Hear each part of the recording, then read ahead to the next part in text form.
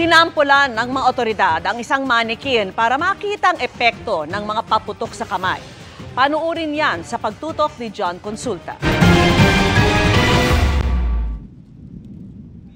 Gamit ang isang manikin at iligal na paputok, gumawa ng simulation ng PNP PRO4A 4 na araw bago magbagong taon.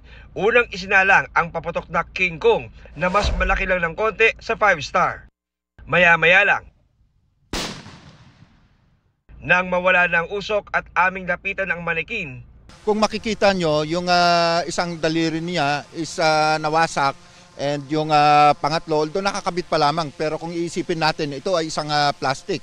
So ang mangyayari nito, yung kamay natin is laman lang yan. Pwedeng yung damage nito is aabot hanggang dito sa 5 daliri niya, mauubos. Sunod ay sinalang ang paputok na kabase na inilagay sa kanang kamay. Is hindi na to. At any moment, pwede na itong pumutok.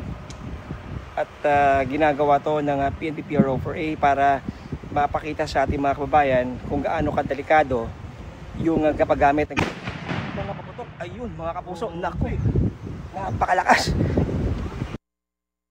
Lahat ng 5 daliri niya is may sugat o kaya pumutok. Hard plastic, ito kung makikita nyo, ang tigas nitong plastic na ito. Ang tigas, hindi halos mabali, no? Pero dahil dun sa paputok na yon is pumutok yung plastic at binutas na nga niya.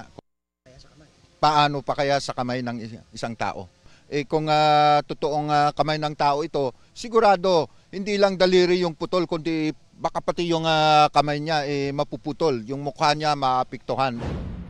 Mahigit 200,000 piraso na ng iligal na paputok ang nakumpiska ng Calabarzon Police sa kanilang kampanya kontra iligal na paputok. Pero pinapaiting pa nila ang kampanya kontra boga matapos makapagtala ng ilang bata sa Cavite at Batangas ang nadisgrasya dahil sa boga. So meron na tayong insidente, no?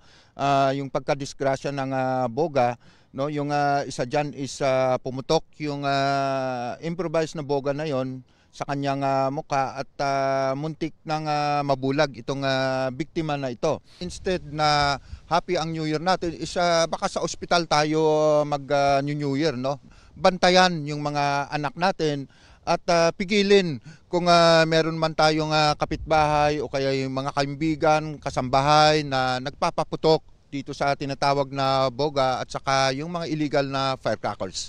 Ipagpaalam kagad natin sa ating kapulisan para itong mga kapulisan natin ay gagawa ng kaukulang aksyon. Para sa GMA Integrated News, John Consulta, nakatutok 24 oras.